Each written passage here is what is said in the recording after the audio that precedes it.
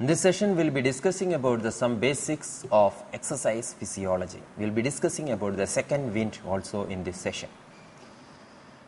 This session will be discussing about the different energy system, a brief idea about the different energy systems of the body. We will be discussing about what is lactate threshold and oxygen deficit and depths. Again, will be the next thing we are going to discuss about here is regarding aerobic and aerobic exercise. What is VO2 max and which are the different types of skeletal muscles, which are the characteristic of skeletal muscle, what is conditioning, what is deconditioning, and what is meant by endurance and what is second wind. Now, energy systems.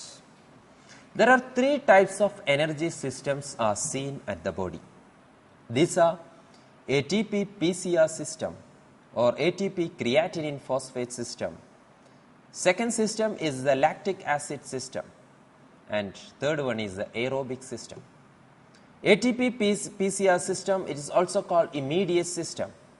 It's a lactic system. Lactate won't be produced, and it is also called creatinine phosphate system or phosphogen system. The second system, energy system, is the lactic acid system. It is the anaerobic glycolysis system. Here glycolysis occurs, but it's anaerobic glycolysis. And it's also called lactic acid system because end product of this system is that is accumulation of lactic acid. There is accumulation of lactic acid may be seen at this by this system. The third one, the third system is the aerobic system. That is, here there is usage of oxygen. This is called aerobic system. That is called aerobic glycolysis. Now, if an activity which lasting less than 10 seconds, the ATP-PCR system or ATP creatinine phosphate system will be used. That is, if a very short movements, a very fast and short movement, the system used will be ATP-PCR system or ATP creatinine phosphate system for up to a few seconds, even maybe up to 10 seconds. Now, after this activity, after this 10 seconds, next system work is the lactic acid system or anaerobic glycolysis system. End product of this anaerobic glycolysis system is the lactic acid. So this system lasts for up to 30 to 40 seconds. So this is the second system, lactic acid system. Now after this 30 seconds, there is aerobic system occurs. Aerobic system starts its action.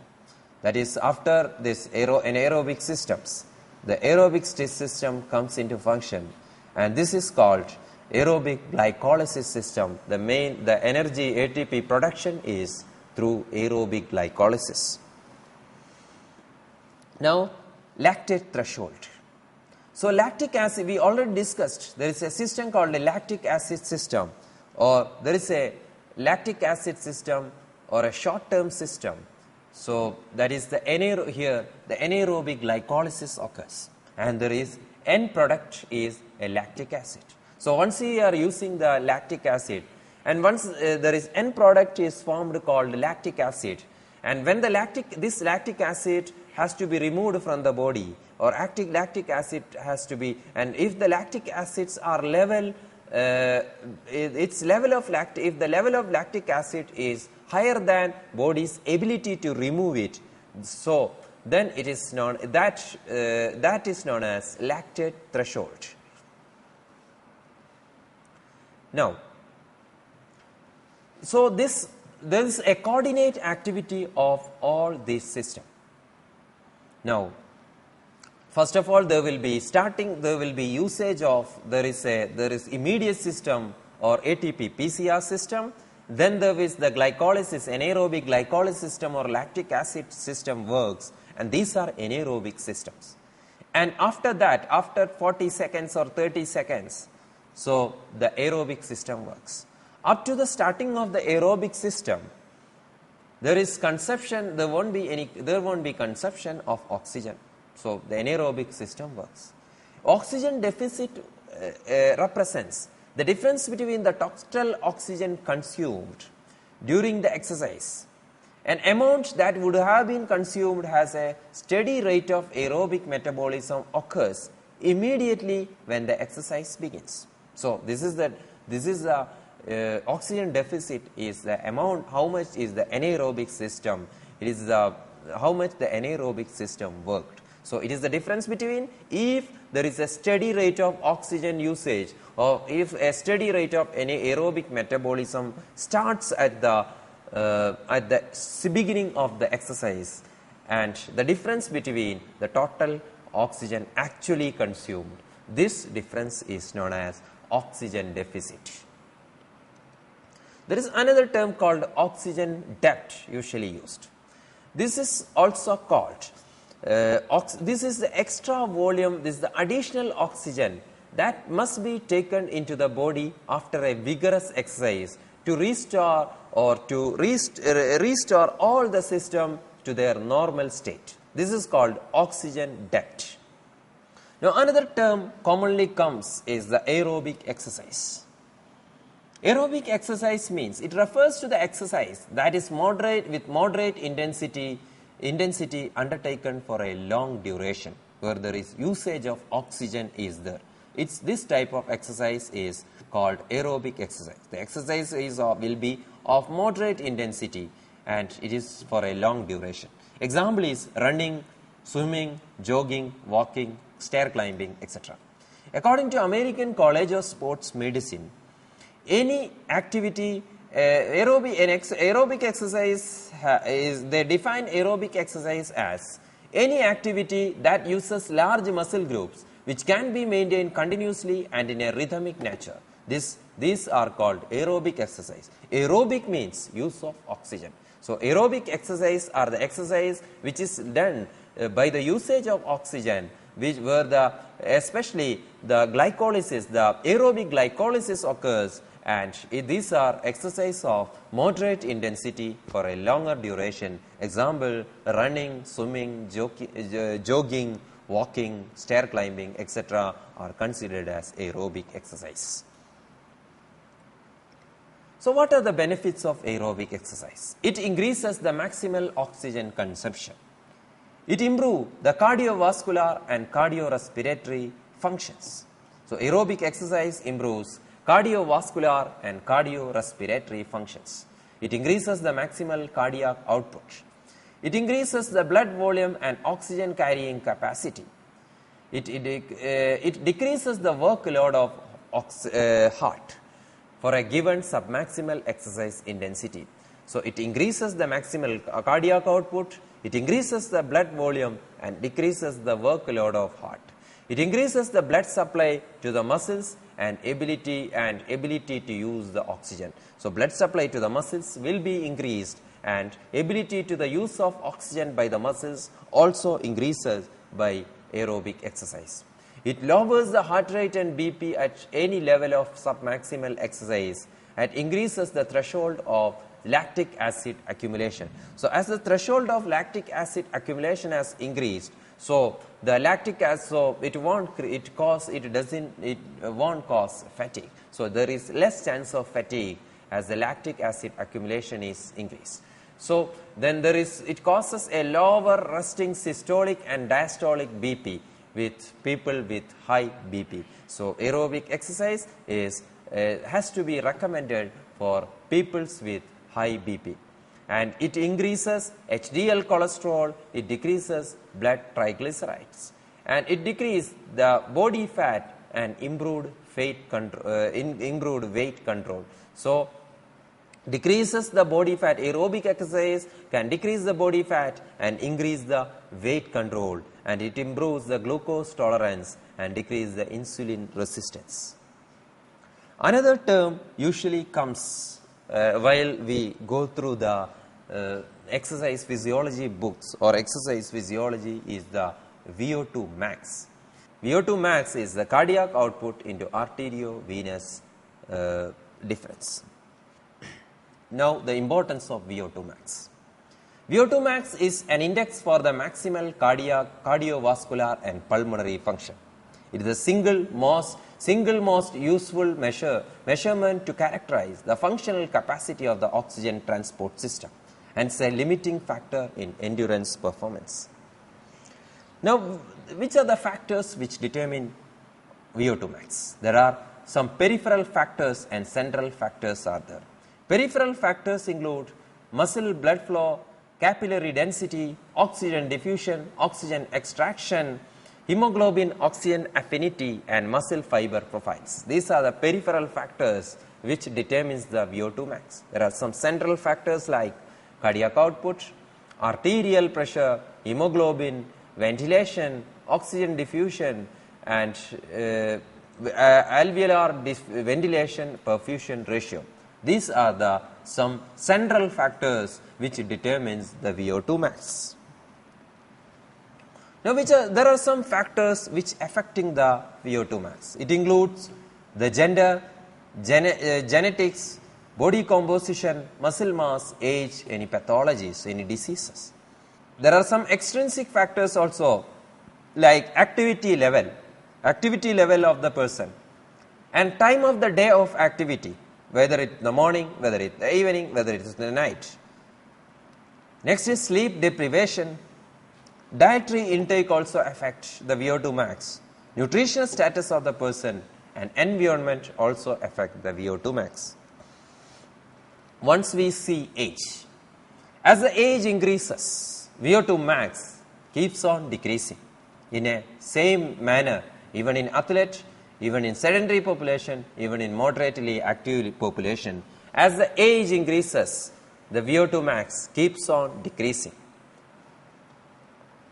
And once we see the gender, males is having VO2 max more, but still as the age increases, VO2 max keeps on decreasing. Women is having less VO2 max. Now, in case of any injury, there may be chance of bed rest, and bed rest also affect the VO2 max. As the bed rest, the days of the bed rest increases, VO2 max keeps on decreasing. Next common term usually comes is during exercise physiology is the respiratory exchange ratio. Respiratory exchange ratio is the ratio between the carbon dioxide expired divided by the oxygen consumed. It is measured by gas exchanged at the mouth. That is ratio of carbon dioxide expired and oxygen consumed. Respiratory quotient means that it is the ratio of carbon dioxide produced by the cellular metabolism to oxygen used by the tissues. So, it is the measurement are made at the cellular level. Next is regarding the skeletal muscle fiber type. Usually, we already discussed that regarding the structure of the muscle, there are usually two different types of muscle fibers are present in the body. These are the skeletal muscle fibers are present in the body. These are fast twitch muscle and slow twitch muscle. Slow twitch muscles are also called type 1 muscles, and fast twitch muscles are called type 2 muscles. Again, fast twitch muscles are two different types, type 2A and type 2B. So, all these muscles are having different regarding aerobic capacity. For example, type 1A is having a high aerobic capacity. At the same time, the myoglobin content also more in type 1A, and the color of type 1A and type 2A is red, but type 2B is white. So, this is white muscle, and the red is the type 1A and type 2A are red in color. Now, the fatigue resistance is high in type 1A and it is low in type 2B. Then glycolytic capacity is and glycogen content is low in type 1A, it is high in type 2B. And triglyceride content is high in type 1A and low in type 2B. And myosin heavy chain there is difference in the myosin heavy chain also in all these type of muscles.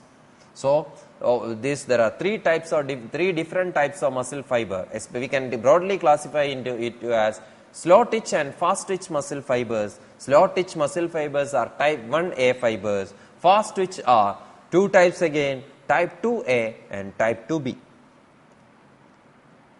Now, we used to hear the term, another term we used to hear in exercise physiology is the conditioning. Conditioning means it is the augmentation of energy capacity of the muscle by means of exercise program. It is nothing but we are training the person or we are training the muscles by using different types of exercise program. This is called conditioning. Now, there are different principles of conditioning. For example, there are around lots of principles regarding conditioning. Some principles are the specificity principle, adaptation principle, overload principle, reversibility or detraining principle. That is, once we are giving conditioning, it may be a strengthening exercise, it may be a flexibility exercise, it may be a mobility exercise, it may be a stretching techniques, it may be any other exercise. We can incorporate n number of exercises, different types of exercise. What we need exactly depends upon what type of conditioning we need. So, conditioning means it is the augmentation of energy capacity of the muscles by means of exercise. Now, the principles are the specificity principle, adaptation principle, overload principle, reversibility or detraining principle. Specificity principle means if you are giving a training, if you are giving a conditioning program, it should be specific. Then only, for example, a mobility exercise cannot give you a strength. A strengthening exercise cannot give you mobility. So that is called specificity exercise. For example, if you need to improve the range of motion, you have to go specifically the range of motion exercise.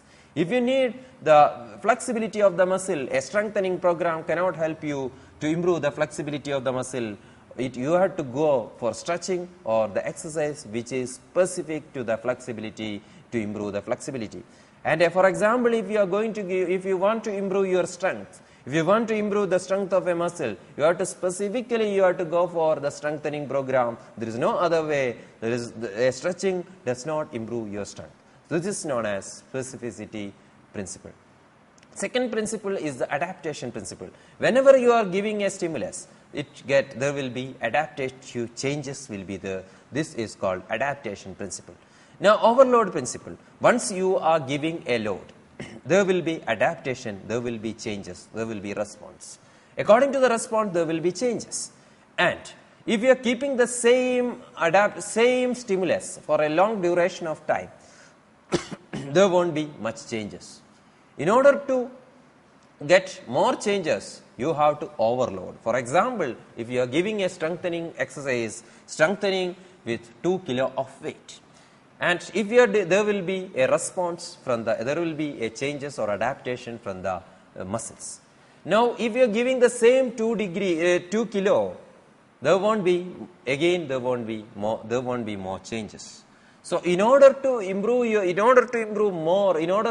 increase more strength, you have to increase the weight, you have to overload.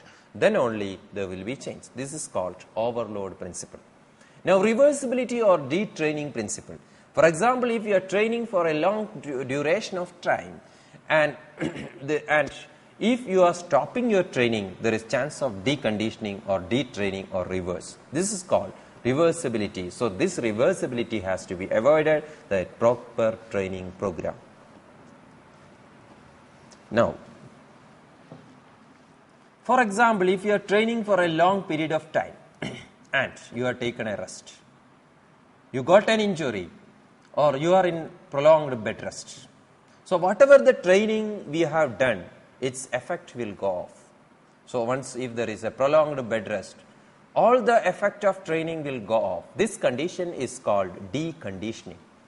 So, there will be decrease in the muscle mass, there will be decrease in the strength, there will be decrease in the cardiovascular function, there will be decrease in the total blood volume, there will be decrease in the plasma volume, there will be decrease in the heart volume, there will be decrease in the orthostatic tolerance, there will be decrease in the exercise tolerance, and there will be a decrease in the bone mineral density. So, whenever you are doing a prolonged bed rest, so all the activity, all the effects which you have done by the conditioning will go off, and this condition this condition is known as deconditioning.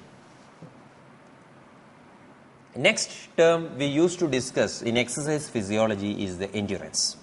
Endurance can be defined as ability to work for a prolonged period of time, or we can define it as ability to resist fatigue. Now, once we are endurance, in common term we call its endurance as stamina. That is, there are two types of endurance are there. The first one is muscular endurance, second one is cardiovascular endurance.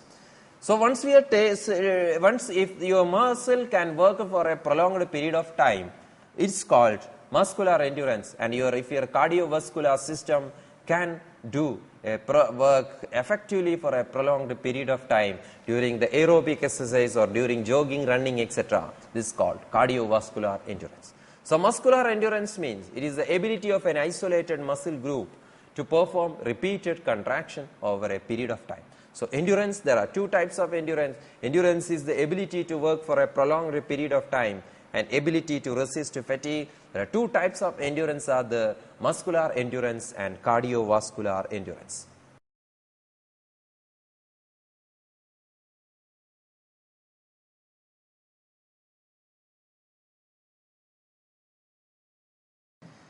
Usually, once you are doing a prolonged period of running,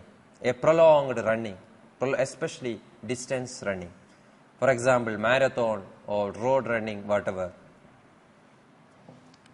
when the athlete become tired, he become out of breath, he suddenly find a strength and press upon its top performance with legs exertion. This is known as second wind. That is, it is a phenomenon in distance running where the athlete who is too out of breath and tired to continue suddenly find a strength and to press and goes its top performance with less exertion. This is known as second wind. Some researchers are saying that it is purely psychological. But some researchers are saying that second wind is the result of body finding the proper balance of oxygen to counterbalance building up of lactic acid in the muscle. Other researchers are claiming that the second wind are due to endorphin production. So anyway, the second wind is the person suddenly find a strength and reaches his top performance once he is out of breath. This is called second wind, and some researchers still doubting that there is no physiological changes, it's only psychological changes, and some scientists are saying that there is body find out a proper balance with oxygen to counterbalance the build-up of that is lactic acid, which is the fatigue producing factor, and others claim that second wind is due to endorphin production. So we already discussed through we have already discussed some basic terms, some basic terminologies which come across once you go through different exercise physiology books. So in this session we discussed about the energy systems of the body, what is lactate threshold, what is oxygen deficit and depth, what you understand by aerobic exercise, that is aerobic exercise is for a long duration exercise with usage of oxygen, and its benefits of aerobic exercise. Then we discussed about the VO2 max. What is VO2 max? Which are the factors which affecting VO2 max? And we discussed about the different muscle fiber types. What is conditioning? What are the principles of conditioning? And what do you understand by deconditioning? And what is second wind? Thank you.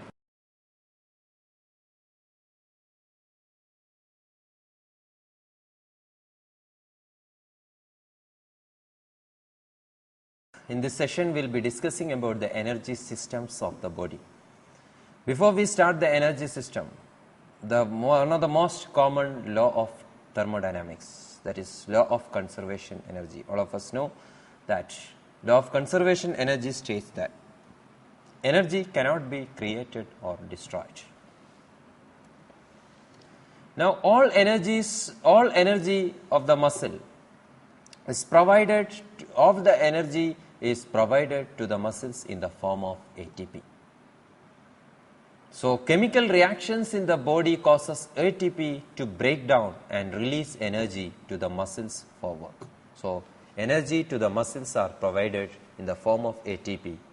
Then ATP goes, it breakdowns and causes the release of energy for work. ATP is a molecule which contains, it's also called, it's the full terminology is, it's adenosine triphosphate. By the name itself, it contains, we can understand that it contains a molecule of adenosine and 3 phosphate molecules. ATP consists of adenosine.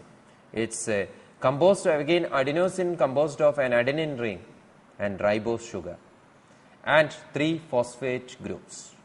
So, that is called an adenine ring and ribose sugar forming an adenosine and 3 phosphate molecules forming triphosphate, and it is known as adenosine triphosphate or ATP. Now, ATP is it is the form of energy which is given to the muscles, and it is the energy for the muscle contraction. And it is the energy for the movement of the muscle. It's all the movements, all the energy for the muscles and muscles. For the movement of the muscles is in the as a molecule like called ATP. And how body uses that stored ATP. Now ATP, well, I told you there is an adenosine molecule and 3 phosphate molecule. In order to release energy, ATP has to be broken down. ATP has to be broken down to ADP and phosphate molecule, that is adenosine diphosphate and a phosphate molecule, that is ATP breakdown into ADP and P, that is phosphate or phosphate molecule. And the energy released, allows for this energy released will allow for muscle contraction. Now, how this ATP, that is once the ATP is used, the amount of energy ATP will get depleted, or the stored energy that there should be resynthesis of ATP. So, in order to resynthesis ATP, there should be some fuel. So, fuel and the fuel is from carbohydrates, fats, proteins and creatine phosphate. These fuels resynthesize ATP, resynthesize ADP back to ATP.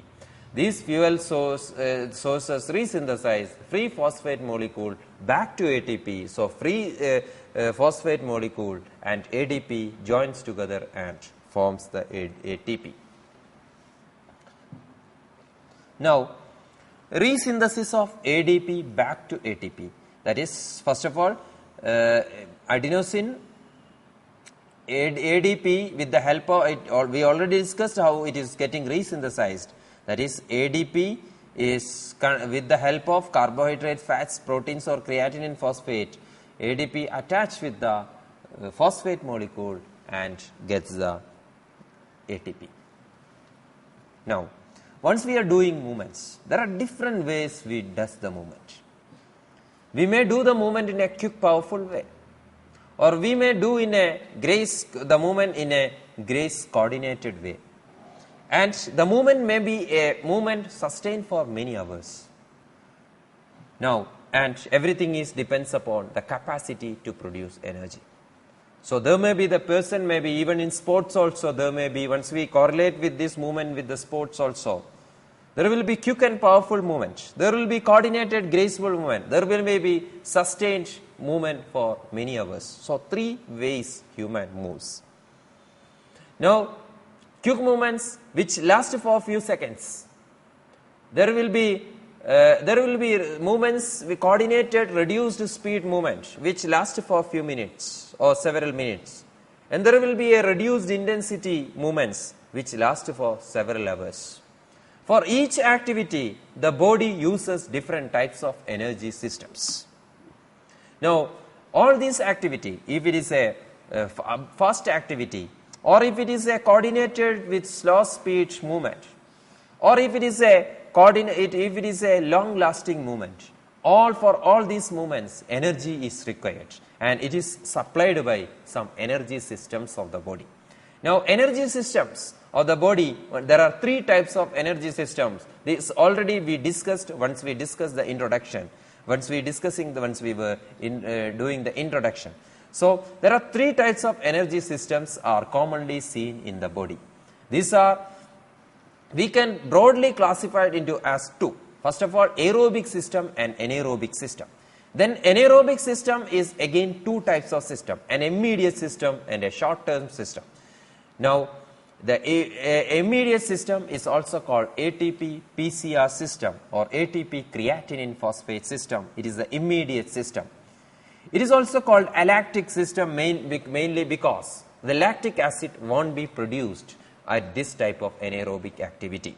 And it is also called creatinine phosphate system or phosphogen system. So, it is the immediate system which lasts for a few seconds, 2 to 3 seconds for an abrupt speedy activity. So, the first system is the ATP-PCR system or ATP creatinine phosphate system. It is the fastest system. Second system comes into action is the lactic acid system. It is also called, it is anaerobic system. It's anaerobic again. It's also called anaerobic glycolysis system. That is, here glycolysis occurs, but it is not aerobic, it is anaerobic glycolysis. As there is anaerobic glycolysis occurs, there is production of a byproduct called lactic acid, and this may get accumulated. So, lactic acid accumulation may cause fatigue of the body. So, this lactic acid has to be removed properly, otherwise the body may get fatigued. So, because of the production of lactic acid as byproducts, the system is also called lactic acid system. And the third system is the aerobic system. It is the aerobic glycolysis. Here we use oxygen. So, this is by the glycolysis, which is exactly aerobic. There won't be production of lactic acid in this system also. So, we can broadly classify, we can divide all the energy system into three, that is ATP-PCR system, lactic acid system and aerobic system.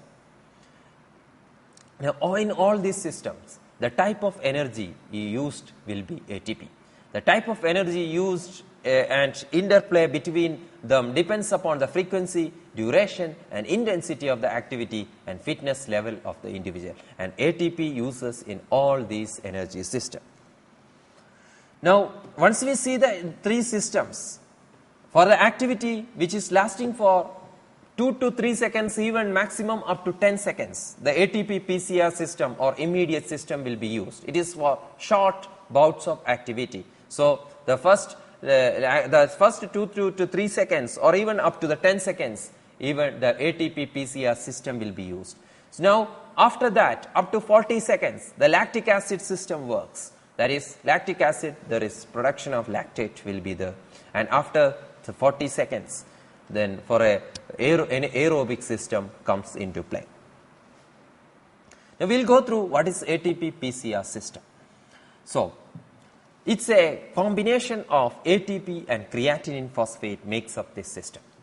Now, we already discussed breakdown of ATP breakdown into ADP and phosphate for the release of energy.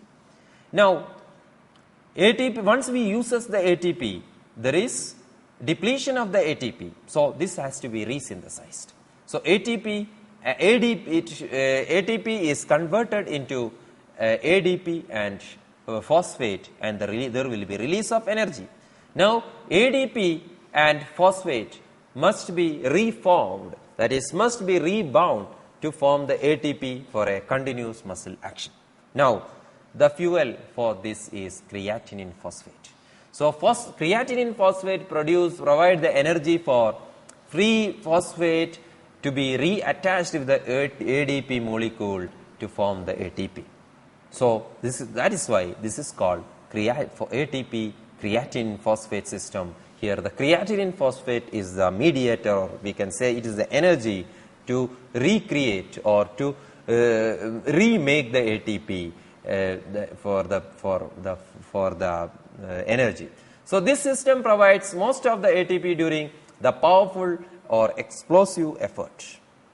However, the total amount of this creatinine phosphate stored in the human body is very limited. So altogether around that is the total amount of creatinine phosphate stored in the human body is extremely limited. So energy released from the breaking down of ATP also required to resynthesize the creatinine phosphate. Nevertheless, this process will be carried out when the human body is in the recovery phase.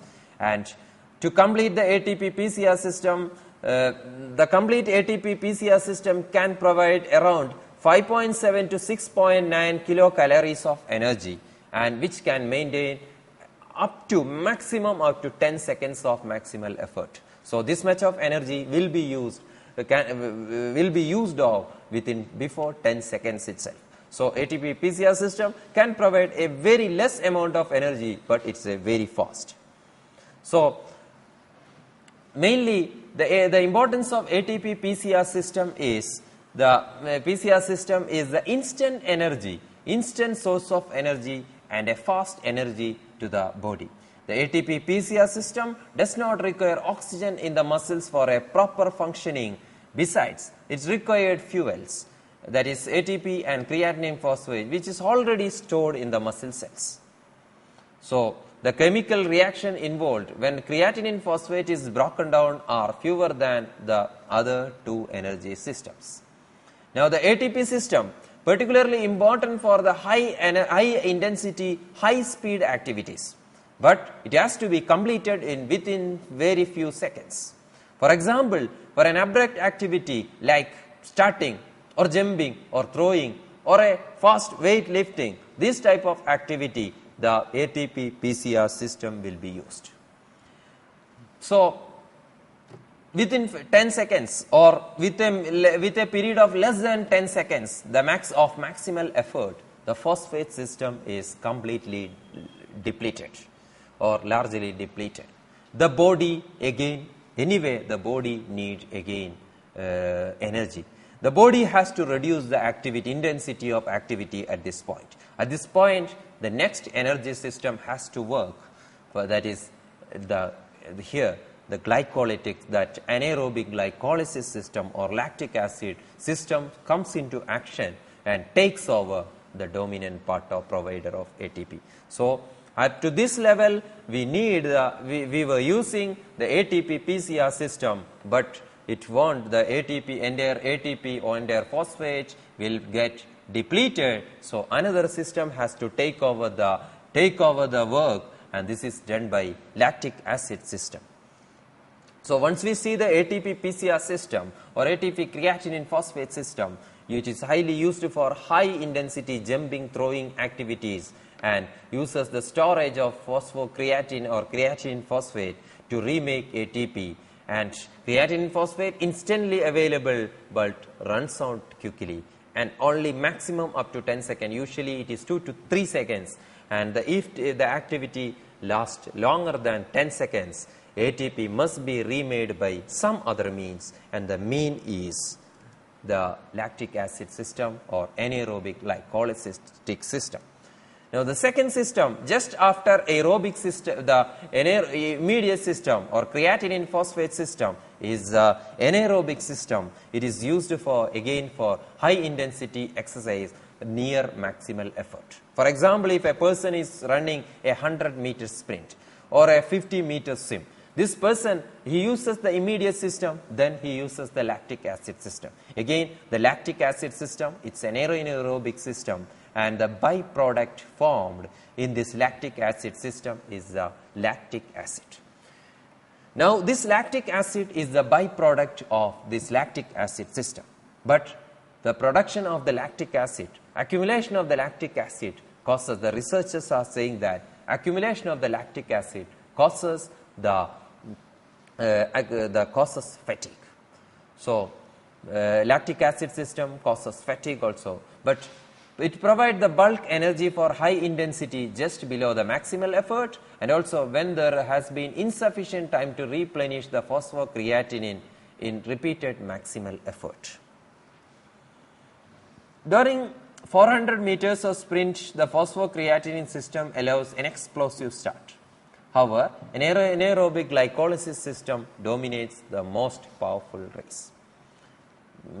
Dominates in during, for example, during a 400 meters of sprint, phosphocreatinine system or the immediate system allows him for an explosive start, a faster start, but the anaerobic glycolytic system or lactic acid system dominate for the next, that is dominate the most of the races.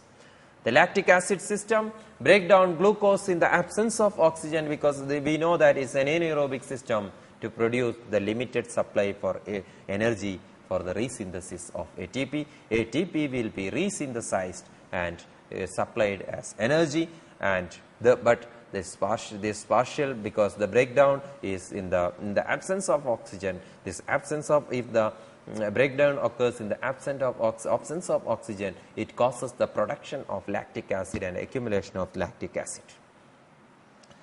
Now, once the lactic acid is accumulated in the muscle, the contraction of the muscle will get inhibited. Now, up to a level, body can tolerate the level of increasing level of lactic acid, until if the level is higher than that ability to remove, it is called lactate threshold. When lactic acid levels are greater than its body's ability to remove. So when the lactic athletes passes this threshold, they should slow down. For example, a trained athlete may not hit the threshold until near finish. An unfit, for example, a runner who won't hit this threshold until he finishes his finishing point. But an unfit player, he may hit the threshold much earlier and he may get fatigued. So proper training is also important. So athlete will slow down its activity once it reaches the lactate threshold, because there will be chance of fatigue. There will be fatigue because lactate accumulation inhibit the muscle contraction and the muscle get fatigued. So we already discussed regarding the lactic acid system. Body uses stored fuel glycogen to remake. That is, but it is in the absence of oxygen, and it causes. So what is happening is that there will be byproducts called lactate, and hydrogen ion also released, and it inhibits the muscle contraction. So if the work is more than that, there may be production of lactic acid, and it may cause produce fatigue. So the body has to switch into another system where the lactate is not produced, and the system is called aerobic system. Aerobic system is used for the activities that require a more sustained and plentiful supply of energy. This system uses carbohydrate, fats and proteins, sometimes protein in the presence of oxygen. This produces large amount of energy for ATP resynthesis. So these food products, especially the carbohydrate foods, especially the carbohydrates, fats and sometimes proteins combine with oxygen and produces energy.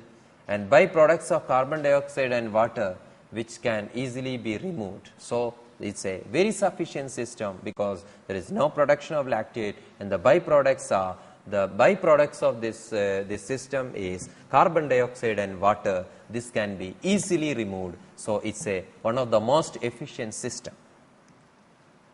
So during rest, fats are the primary fuel during exercise. Carbohydrates are the primary fuel, depends upon duration and intensity of exercise. For example, submaximal activities of low intensity where energy demands are very low. For example, a lawn bowls, slow walking, fats provide the major fuel. But submaximal or maximal activity with higher intensity, for example, running, swimming, intense team sports, etc., carbohydrates are major fuel. So the fuel is different in the aerobic system. We'll go back to the aerobic system again. It is the system where we uses oxygen, that is aerobic glycolysis occurs, and the byproduct is usually oxygen, carbon dioxide and water. So this can be not like lactate, or this can be easily removed. Carbon dioxide and water can be easily removed from the body. So it is one of the most efficient energy system, and the energy used for this in this system depends upon the fuel used for this system is usually carbohydrates and fats and sometimes proteins, and depends upon the activity, intensity of activity and duration of the activity. It depends on, for example, which fuel is used varies. If it is a submaximal activities like slow ball, if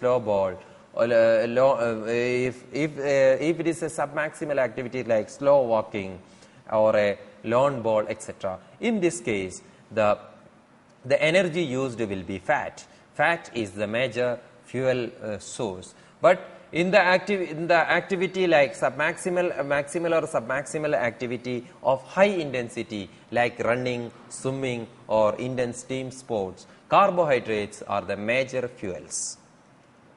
As it's one of the most efficient system, but there is some demerits. The main demerit of this system is it produces energy very slowly. It's a much slower energy production than an aerobic system. And once the person starts in aerobics, once the person starts usage of aerobic system, after 2 to 5 minutes, the individual reaches a stage called a steady state. This is when the respiratory system increased oxygen intake meet the activity of oxygen demands. So oxygen intake will meet, it reaches in an equilibrium with the oxygen demands, and aerobic production of ATP and then plateaus with the required rate, and this position is called steady state, and it is we can understand by it is the state when the breathing becomes steady. So this point is called steady state. If a person who can reach the steady state fast, so he will be using a less amount of anaerobic system, so he won't get fatigued fast. So once we see aerobic system, it is used in longer submaximal activities like swimming, running, jogging, cycling, etc. And there are plenty of oxygen is available for the production of ATP, and the carbon dioxide is all byproducts like carbon dioxide and water will be removed. So there won't be any accumulation. So it does not even accumulate. There won't be any accumulation of lactic acid. So this is considered as one of the most efficient system. Now, there is another term called oxygen deficit. Oxygen deficit is, I told you that there will be a steady state of oxygen consumption will be there.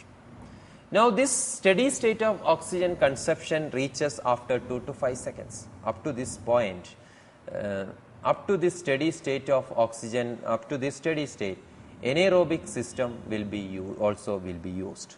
So oxygen deficit can be defined as it represents the difference between the total oxygen actually consumed during exercise and amount that would have been consumed had a steady rate of aerobic metabolism occurred immediately when the exercise begins. Usually the steady rate of oxygen consumption or steady rate of oxygen or steady rate of aerobic metabolism starts after 2 to 5 minutes of exercise. So it is the state. So up to this steady state level, the oxygen consumed, the energy consumed, or the energy system used is the anaerobic system. So once the steady state reaches, the system used will be a aerobic system. So this oxygen deficit is the actual measure of how much anaerobic energy used by the system. So this is called oxygen deficit. Now, what will be the oxygen deficit? What will be the difference in oxygen deficit in trained and untrained athlete? Usually, the person, the steady rate will be similar value. The similar values of steady rate oxygen uptake will be there.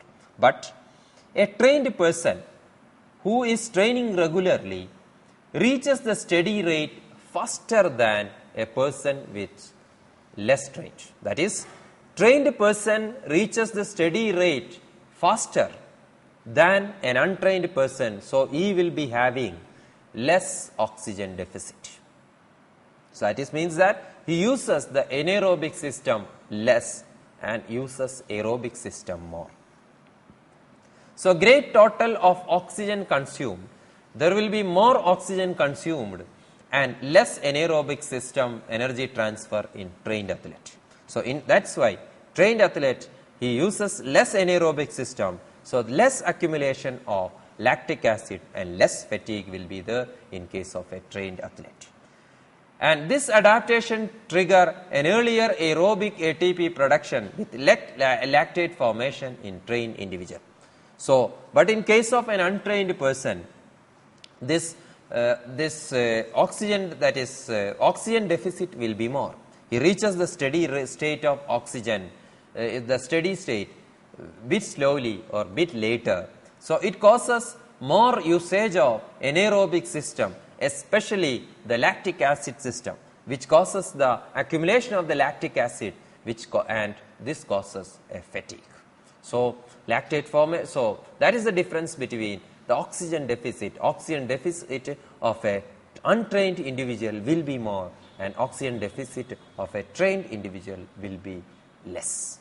Now another term usually discuss once we discuss the energy system is the oxygen depth.